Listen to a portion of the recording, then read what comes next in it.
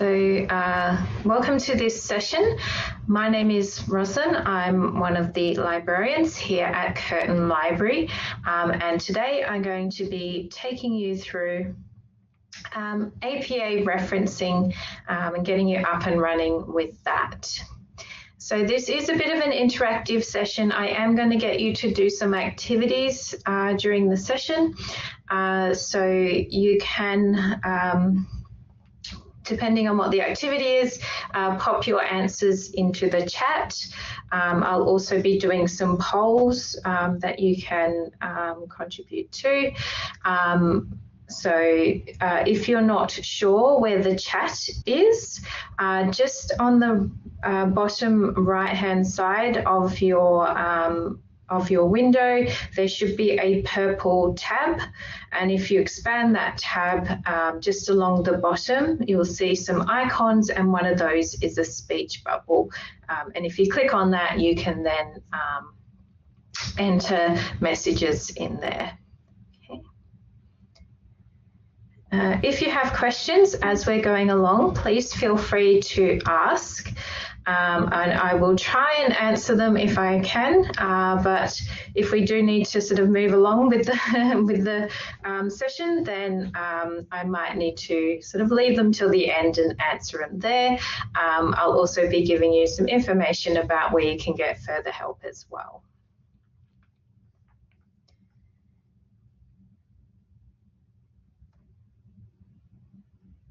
Okay, today I'm joining you from the lands of the Whadjuk Noongar people, and I'd like to pay my respects to elders past and present as custodians and owners of these lands. This is what we will be covering in the session today. Firstly, we're just going to have a quick introduction to referencing, what it is, why it matters.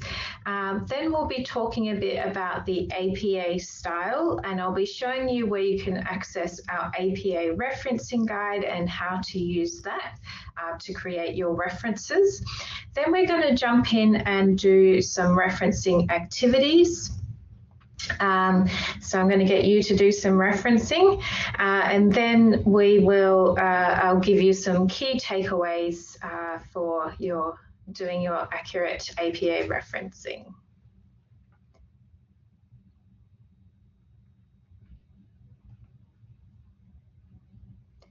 So firstly, I'm just going to very quickly touch on what referencing is. So basically, referencing is the practice of acknowledging the sources of information that you have used in your assessments. And it involves citing these sources within your text and providing the full details of the sources in a reference list.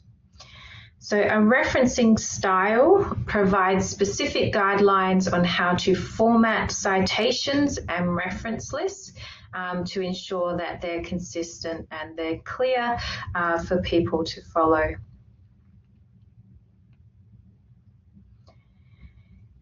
And there are a number of reasons why referencing is really important for your studies.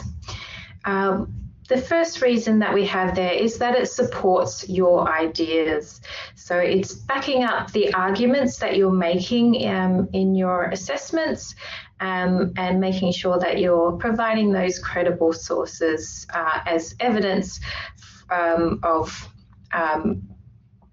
your research.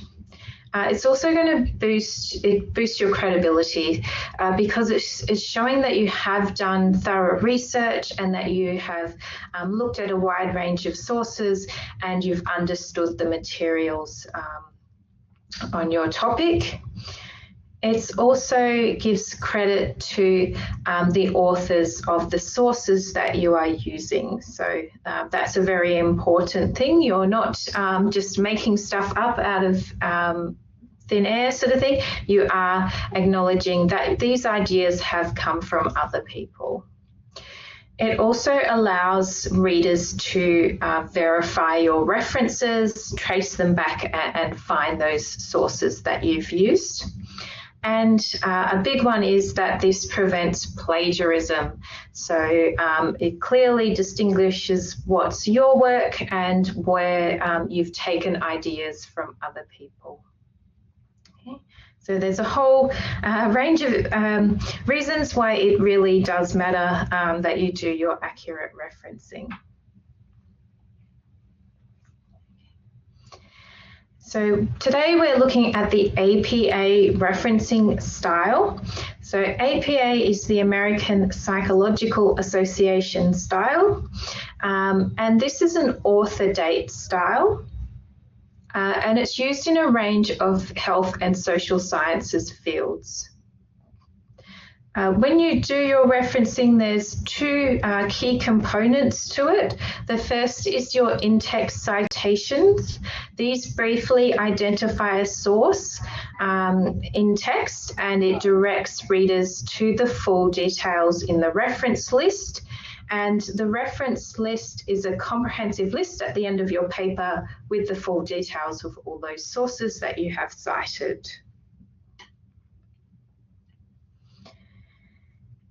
So with APA, the in-text citations consist of usually two things, so author and a year. So here you can see some examples within brackets, and also where you've got authors as part of a sentence. In addition, if you are quoting, you do need to provide a page number or another identifier to pinpoint the specific place where you have taken that information from.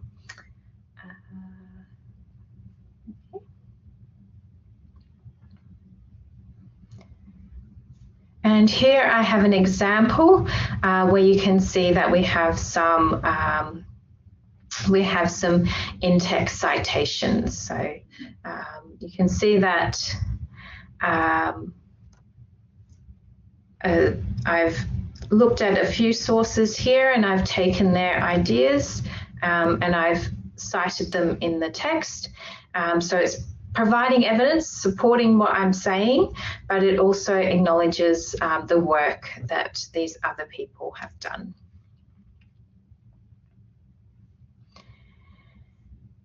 The second sort of component that you need is a reference list entry, and this will usually consist of 4 elements. So an author, a date, a title, and source details. So I've got a little tip there is if you can identify those 4 things, you can basically create a reference for anything, even if there isn't sort of a matching example. And here, this is a sample reference list of those with those sources that are used in the text. So it gives the full details of the source. So it allows readers to go back and find them and verify the sources that you've used. I think Samuel had a question. What if the source doesn't have a specific page number or is within a page range of a publication? So there is information in the guide. I'll show you that. But usually if there's no page number, you would use another type of identifier instead to pinpoint that reference if you're quoting. Okay. But there is information in the guide about what to do in that situation. Sorry, got to get my mouse back. There we go. So I'm going to now just jump over to the APA referencing guide and show you where to access that and how to sort of use it to create your references. So here I've just opened the library website. It's just www.curtin.edu.au/library. And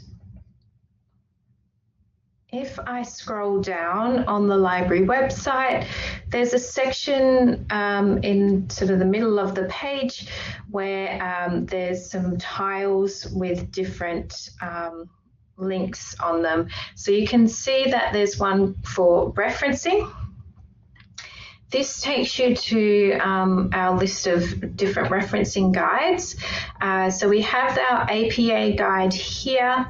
We've also got a number of other guides available that are sort of used at Curtin. Today we're focusing just on APA, but sometimes you may need to use a different style. So if you come here, you'll be able to access guides on these other styles. So I'm just going to open APA referencing here. Now, there's a few different sections of the guides that you'll need to look at to create your references.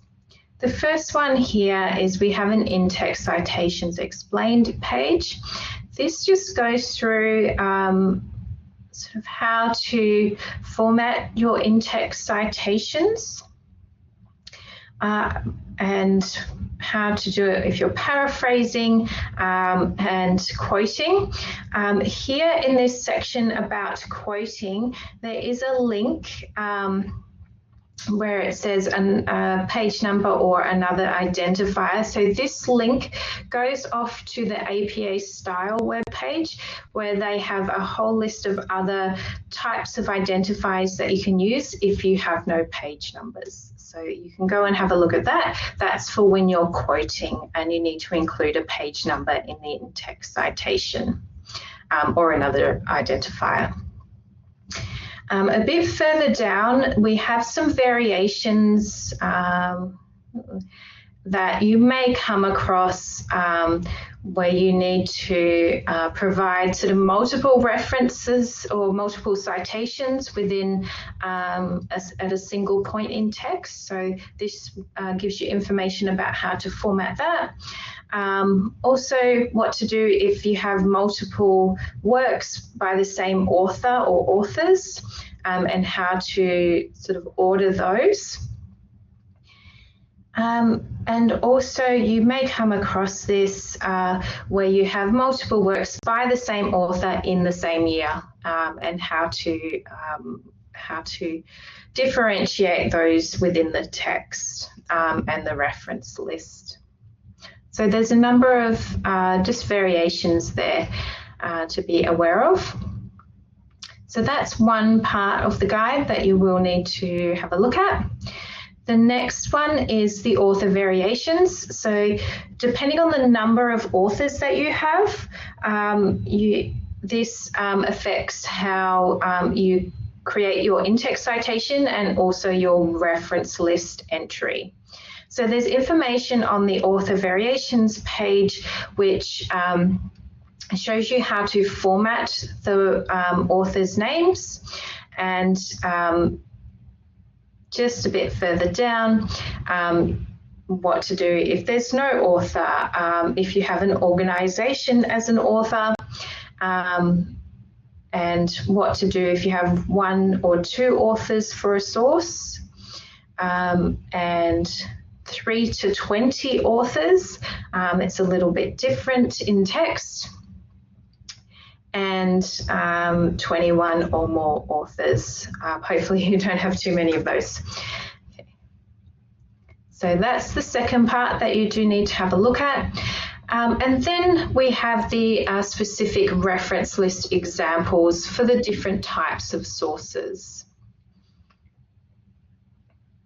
So if I click on, for example, journal and news articles, and I'll just scroll down, each reference type has a section where we have the reference components. So this tells you exactly what information you need to include in your reference. It also gives you the specific formatting that you need to follow. So the spacing, the commas, the full stops, the italics, all of that. So always have a look at this because it tells you exactly what information you'll need. And it also tells you what formatting, so you need to follow that formatting. And then we have examples below. So you can see examples of how those articles will look. With the authors, you do need to have a look at the author variations, just so you're formatting them according to the number of authors that there are. A bit further down, we have in-text examples, so you can see some further examples there. And we also have an extra tips section. So this, there we go, gives you more information about the reference type. Sometimes there's little variations that may happen. So for example, it will tell you if there's if you're missing a bit of information, what you do with that. It also gives you additional information and links you to other parts of the guide as well to get further details. Oops, sorry, my mouse is going off. Okay, so just a few other things I want to point out. If you are referencing things like photographs or tables or images, graphics, anything like that, something that somebody else has created, we do have a tables and figures information. So this is a little bit different, and you do need to provide some additional information. I'm not going to cover tables and figures today, but you can go and have a look there, and if you do need to reference those, the information is there.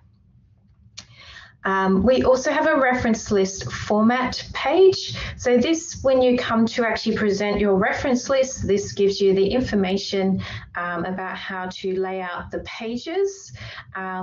There's information as well about, there's like a little video that you can watch on how to create a hanging indent, which is something that's required for your reference list entries. And how to order your references, the title capitalization, information about DOIs and URLs and how to present them.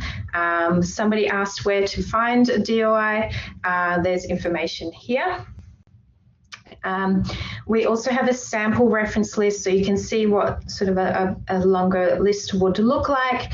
And just further down, we have a referencing checklist. So when you're editing your assignments and sort of going through and checking your references, you can work through with this and just tick off that you have done all of the things that you need to do there. Okay. Okay, so I'm going to jump back here, and we're going to go now and do an activity. So our first activity, which is referencing a journal article. So we're going to reference this journal article. So factors driving social media engagement on Instagram, evidence from an emerging market. And here I've got my reference components for a journal article reference. And then I've got two examples here. So what I would like you to do is have a look. I'll give you a minute just to have a look at those two references. And just say whether you think example 1 or example 2 is the correct reference. So I'll give you a minute to have a look at that. You can pop into the chat. If I can get my mouse over there, you can just pop in the chat and say, do you think it's example 1 or do you think it's example 2?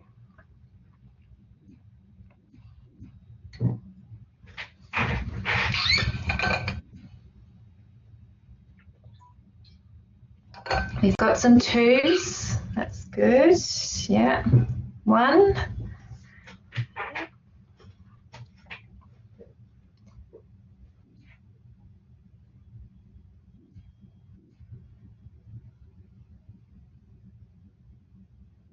Yeah. So we've got some 2s, we've got some 1s, we've got a bit of I think a bit of an even split there.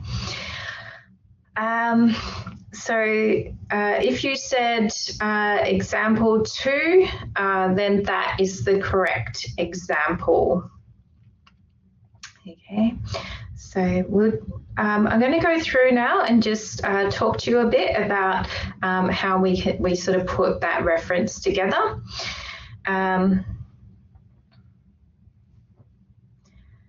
So the first, as I mentioned before, there's 4 bits of information that we need for our reference. The first bit is the authors. So the authors for this source are Wahid and Gunato, but they, as I mentioned, there is information on that author variations page, which shows you how to format the author's names. So in APA, the names are inverted. So the last name or their family name, their surname comes first. And then their first name or middle names, they have just their initials. So here we've got Wahid and then R.M. and a comma. And when you're joining the sort of last author, here you use an ampersand. So an ampersand is just a fancy name for the little and symbol. You shouldn't use the word and, okay? You do need to follow and put an ampersand there. So yes, you can see they should they shouldn't have their full names, just their family name and their initials. And just be careful that you're following the spacing and putting in your full stops and your commas as they're laid out in that author variations page.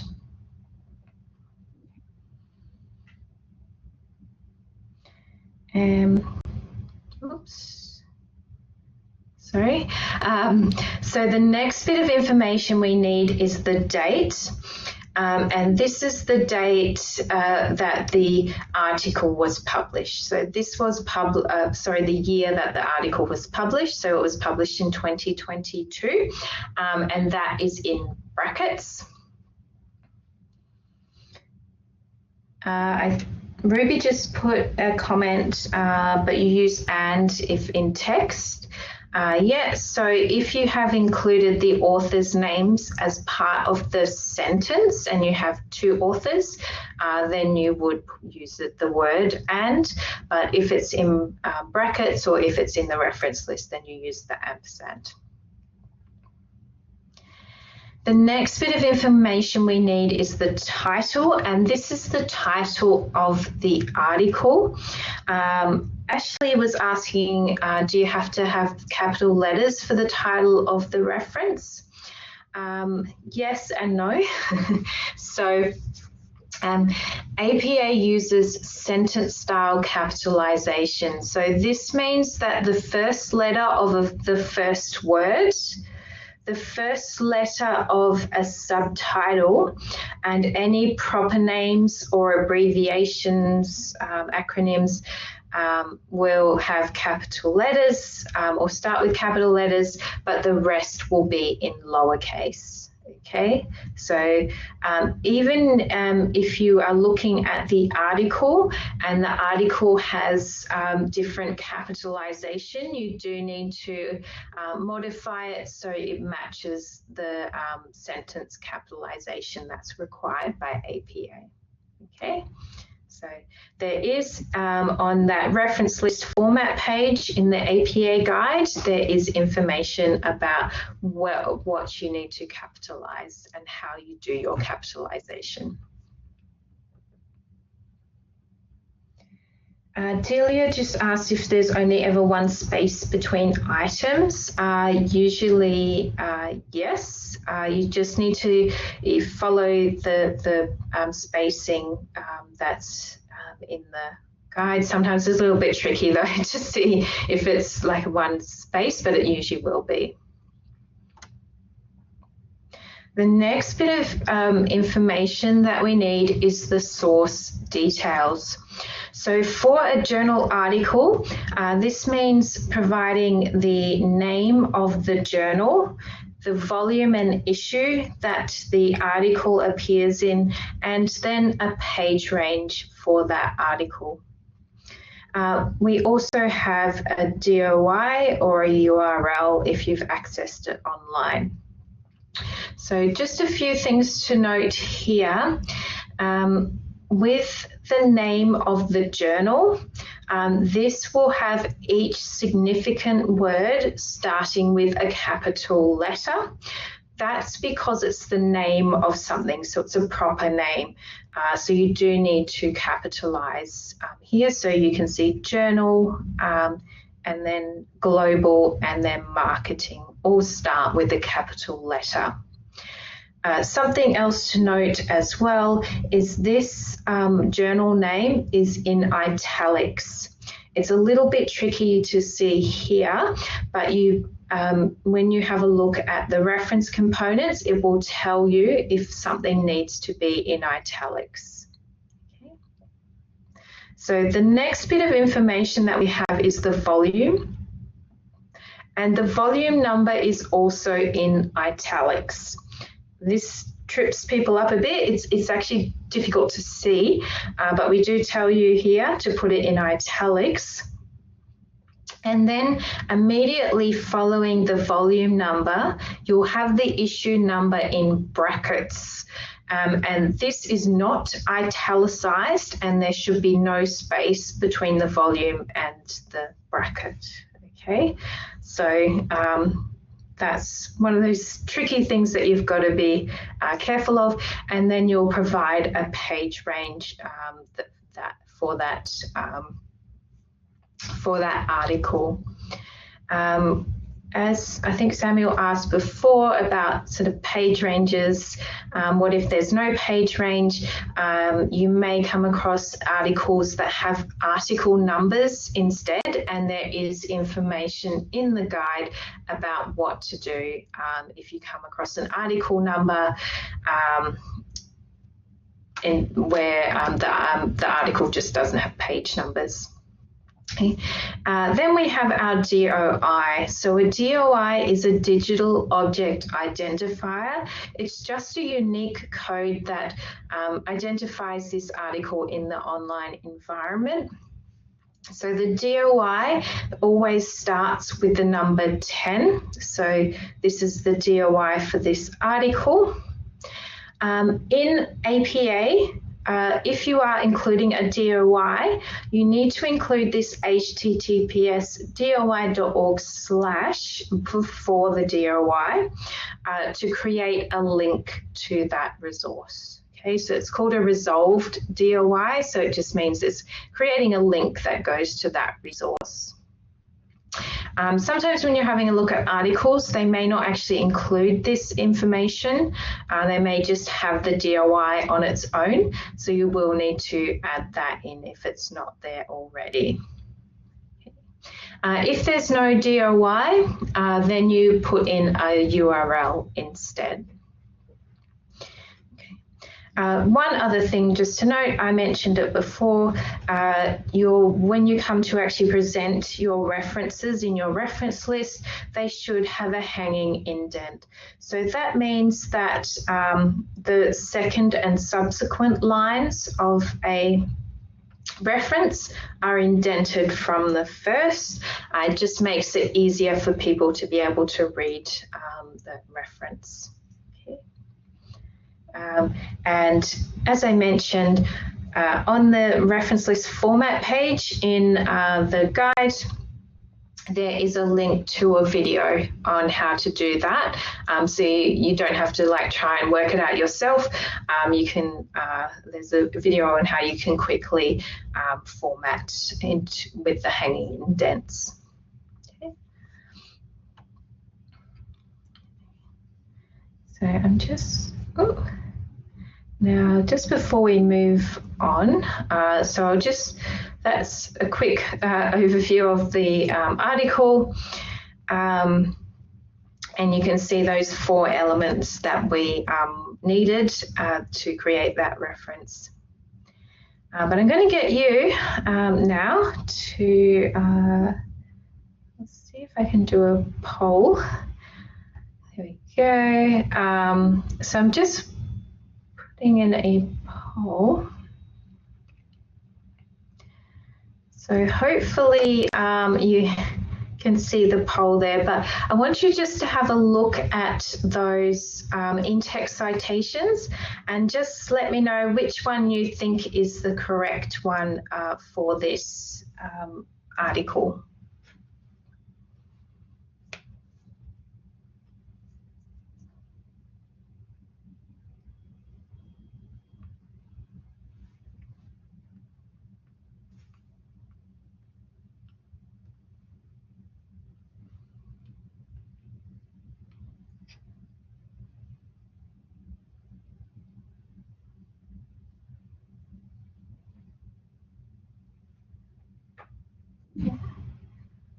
Yep, so, okay, got some, so just, I think most people have got it, so you should be able to see the responses there. Okay, so the correct answer for this is the second in-text citation. So why that is so the first in-text citation, you can see that it's using the word and, but you shouldn't use an and if the citation is within brackets. You should use the ampersand. It also has a comma between the author's name and the date. Yeah. So just be aware. So this one, it looks like, oh yeah, that's correct, but it's actually missing its comma there. So these are a little tricky things, but as long as you're aware of them, it's going to help you a lot when you do your referencing. Okay. So we're going to move on now and do another activity, and this time I'm actually going to get you to create a reference yourself, and then we'll see, then we'll have a look at how it goes. So this one is for a chapter in an edited book. There's a few different types of references when you're referencing books. Oops. If you're referencing using the book reference type, this is when you have a book where there's authors that have created the whole book, or they're responsible for the whole, writing that whole book. Okay, so that's when you would use a book reference type and you're referencing the whole thing. But there's a lot of books that are edited, and the chapters each have different authors. So in this case, when you have a edited book, the editors sort of bring all of those chapters by the different authors together into one volume. But because the authors of the chapter. They're responsible for the information in that chapter. You do need to reference the individual chapter. Okay, so I'm going to just pull up this slide. And so I have, I've given you here the reference components for the chapter in an edited book. And just below here, I've given you all the information that you'll need to put together a reference for this reference type. Okay, so I'm going to give you, I'll say about 7 minutes. It's probably asking a bit, but if you want to get a pen and paper out, you can write it down, or if you want to just pull up a Word document or a notepad, just type it out and use this information and use the reference components here to create this chapter reference. Okay, so I'll give you 7 minutes to do that. If you would like, you can also pop it into the chat when you're done, so others can see sort of how you've done that. Okay, so I'll just give you 7 minutes for that.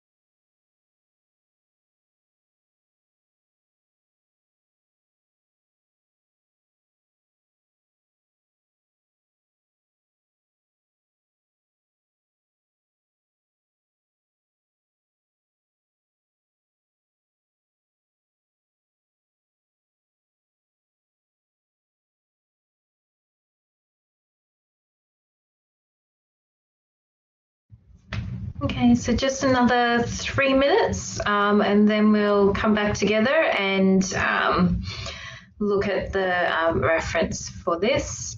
Don't worry too much about like typing out the URL or anything. I'll probably know that you mean to include a URL, but yeah, see how you go.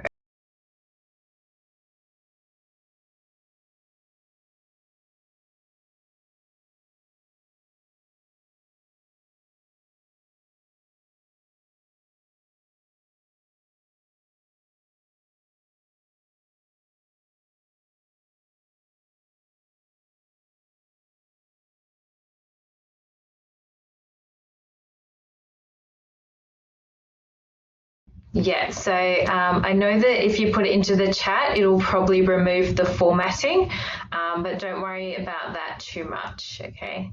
So as long as you know what formatting you've put in. Okay. So it's good. We've got a few people like putting them in, so that's great. I'll just give you another 2 minutes and then we will have a look at them.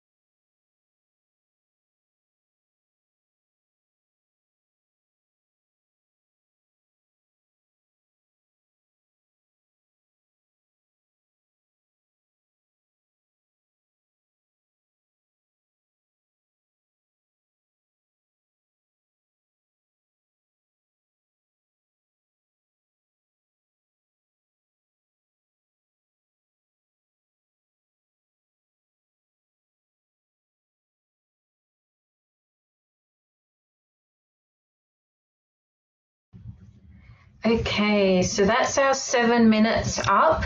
If you do want to put yours in, you can do that in the chat. So how do you think you went? Looking at these, I think you're doing pretty well. You're on the right track. Yes, Jessie, stressful. Yeah. So, I deliberately sort of chose this reference type because it is a little bit different, and there's some things that might trip you up with it. Yes, it is a bit like learning a new language. So let's have a look at the. Okay. Let's have a look at the reference. So this is my reference that I've done for this chapter in an edited book, okay? So again, we're looking at our 4 bits of information. We're looking for our author. So this one, the author that we're going to credit is the author of the chapter. Okay. So that was Melissa Graham. So we're putting that in that format of their last name, a comma, a space, and then their initial, so not their full name. Then we need to have include the date. So the date is the year that the book was published. So this one was published in 2016. Then the title is the title of the chapter. So the title of the chapter was Epidemiology. And then we get to something that's a little bit different.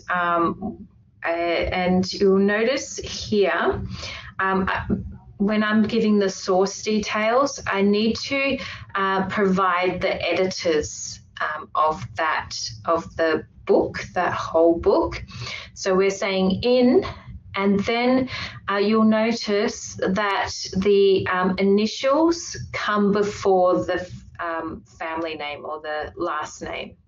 Okay, so the initials aren't inverted in this case when you're providing the editors of the book.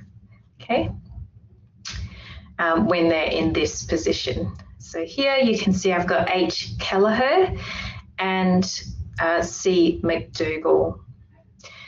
We also need to identify them as the editors. So we, in brackets after the editors' names, we have capital E, D, and then a small d and s and a full stop. That's the abbreviation for editors. Okay.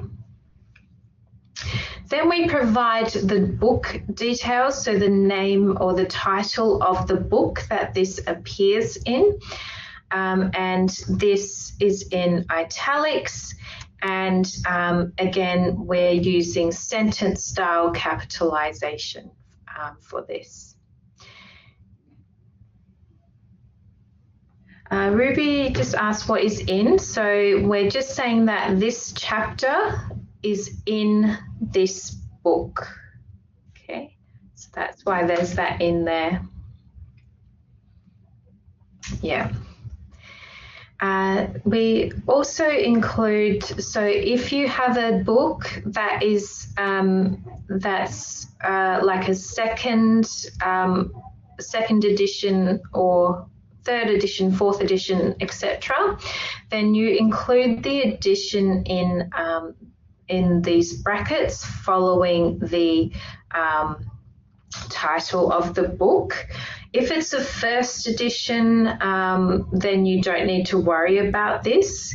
But yeah, if it's a second or subsequent edition, then it's you need to include that information. Just makes it easier for people to find that source.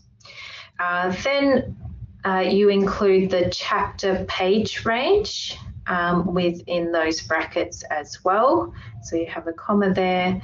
Then you have PP, which means pages, and then we've got the chapter page range. We provide the publisher of that book, and then if you've accessed it online and there's a URL, you can pop that in at the end. Okay. So how do you think you all did? Do you think you're on the right track? I can see, like, having a quick look, I think you did pretty well, particularly in a very short time frame. Yeah, so if you were doing one page, it is a single P. So for example, if you were quoting and you were putting a page number in your in-text citation, you would just do P space, P dot space and the page number, yeah.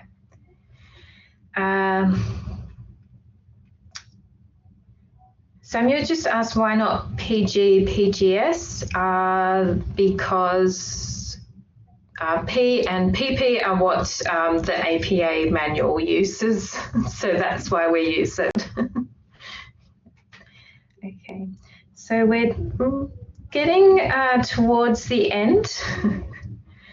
Yeah, all of the referencing, the formatting and everything that we have in our guides is based on the APA manual. So it's a very detailed manual, and they're very strict on where you put your commas and full stops and the specific things that you, the specific abbreviations and things that you use. So just one more quick poll. I'll put the poll up again. So again, I just want you to, in the poll, just say which in-text citation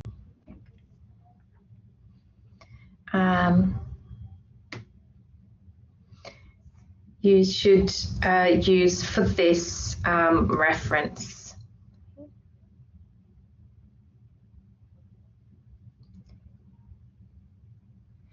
Catherine, you would just use the page range as a whole. Paragraph numbers, if you're quoting and you need to provide an identifier in the in-text citation, you could use paragraph numbers if there's no page numbers.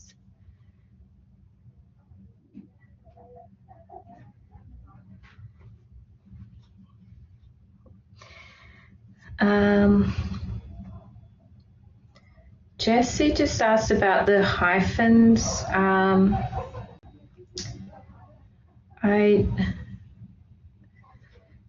not too sure. I think you would be okay if it sort of extends it a bit.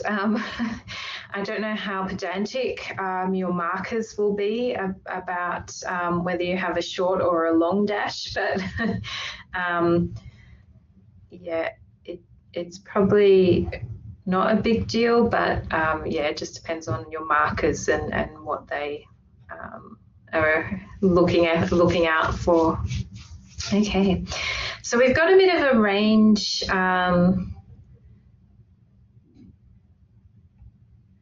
of responses to this one.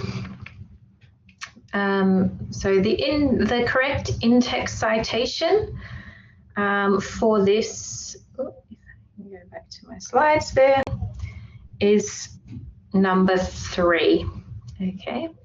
So when you're creating the in-text citation for the chapter in an edited book, you're going to put the name of the chapter author in text because they appear first in the reference list, and your in-text citation is going to correspond to that reference list entry. So this one is going to be Graham 2016. Okay, so we're nearly out of time. So I did have one last activity for you, but I think I'll just quickly talk you through this one. So one other reference type that you may be using is a web page on a website.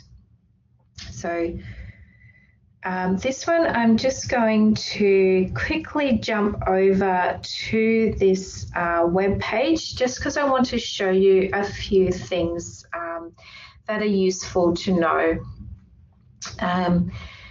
when you're creating your references.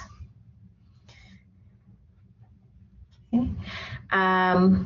So Ruby, unfortunately, because we're running out of time, I won't be able to give you this activity to do, but it's something that you might want to do after the session as well.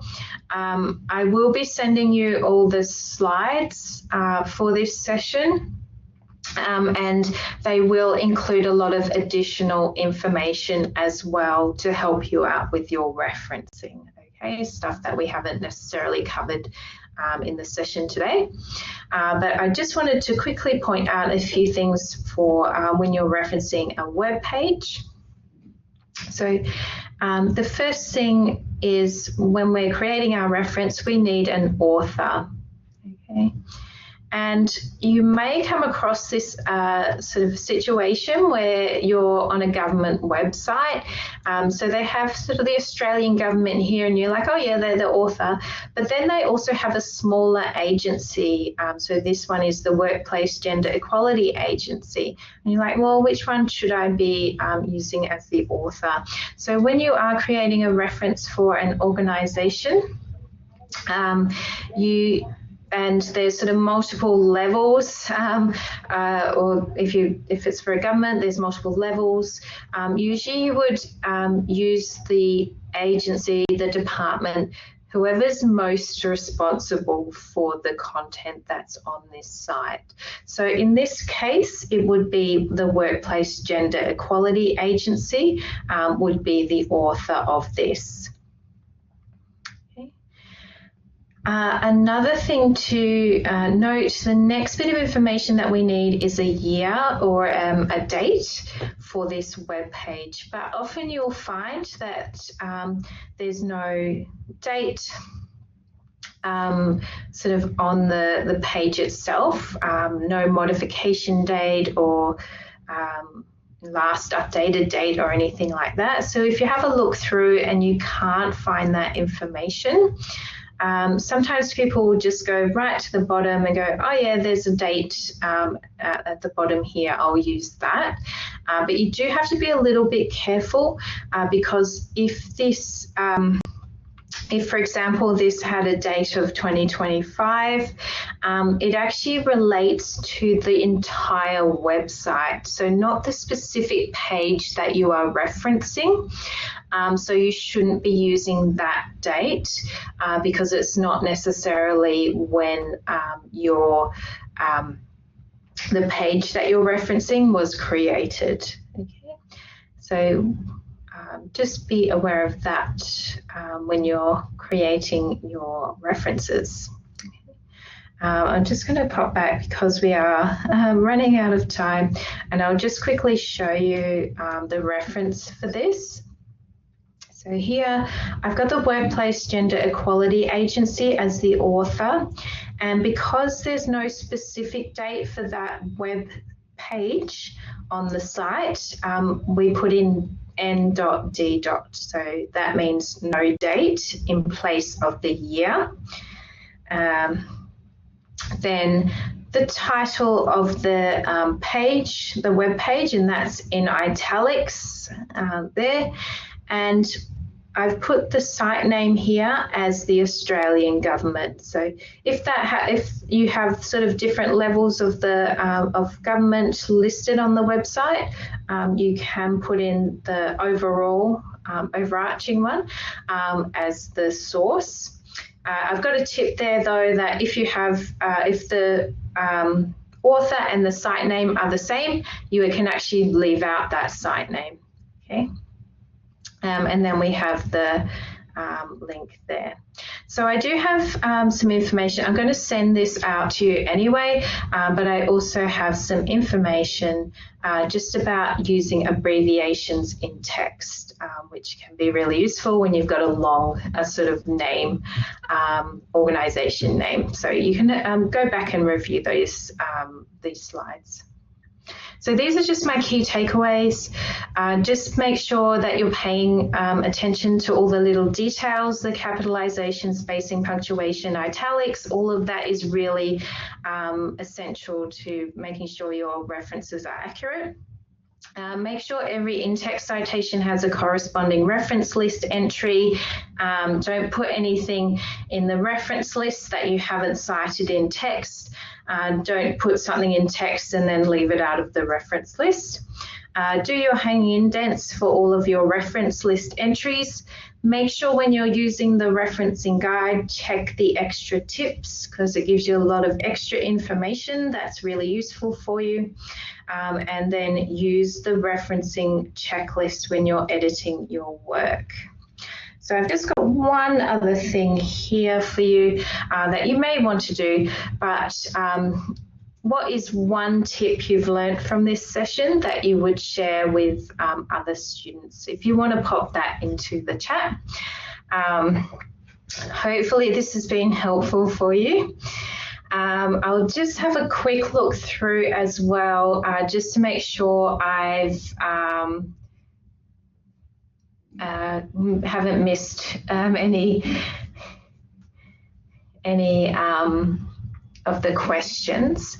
But yeah, if you have one tip that you would go off and tell somebody else, this is what I learnt, this is something I didn't know, what would that tip be? Okay. Okay, and if you just want to pop that into the chat. Otherwise, thank you for joining us for this session. I will send out the slides and they will have additional information as well. If anybody still has questions, please stick around and I can try and answer them for you.